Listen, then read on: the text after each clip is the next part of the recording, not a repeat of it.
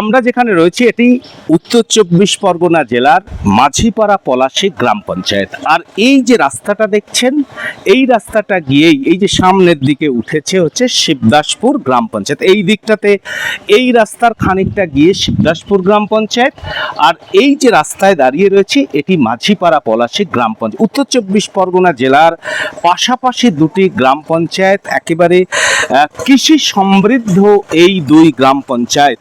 এখন তো আম, জাম, কাঁঠাল, লিচু এই সমস্ত এই যে গ্রীষ্মকালীন যে ফসল, যে ফলের যে মরশুমি ফলের যে সময়, এই সময়কালে আমরা এই গ্রাম পঞ্চায়েতের এই রাস্তা দিয়ে যখন শিবদাসপুরের দিকে যাচ্ছিলাম তখন অপূর্ব দৃশ্য দেখে আমরা থেমে গেলাম। সেই অপূর্ব দৃশ্য আপনাদের দেখাবো। কি দেখাবো, আপনারা আসুন।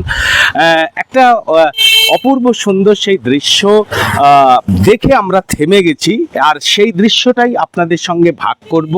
তাই দেখানোর জন্য এসেছি যে একটা গাছে, একটা ছোট গাছ, সেই গাছে প্রায় 150 মানে 150-র উপরে কাঁঠাল হয়ে আছে। কি অপূর্ব এই যে এই গাছটা দেখানোর জন্য এসেছি।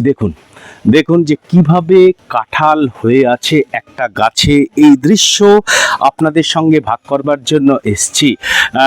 আমরা যাচ্ছিলাম একটা জায়গায়, মানে মাঝিপাড়া পলাশী গ্রাম পঞ্চায়েত থেকে যখন শিবদাসপুরের দিকে যাচ্ছিলাম, যে এই প্রাকৃতিক অপূর্ব সৌন্দর্য আম কাঁঠাল বাগানের মধ্য দিয়ে যখন যাচ্ছি তখন একদম রাস্তার ধারেই রয়েছে এই গাছটি।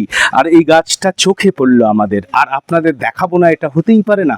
সেই জন্য দেখাচ্ছি। দেখুন কিভাবে থরে থরে থরে থরে থরে থরে একটা কাঁঠাল একদম নিচ থেকে একেবারে উপর পর্যন্ত কিভাবে থরে থরে কাঁঠাল হয়ে আছে। এই অপূর্ব সুন্দর দৃশ্যটি আপনাদের সঙ্গে ভাগ করে নিলাম। এটি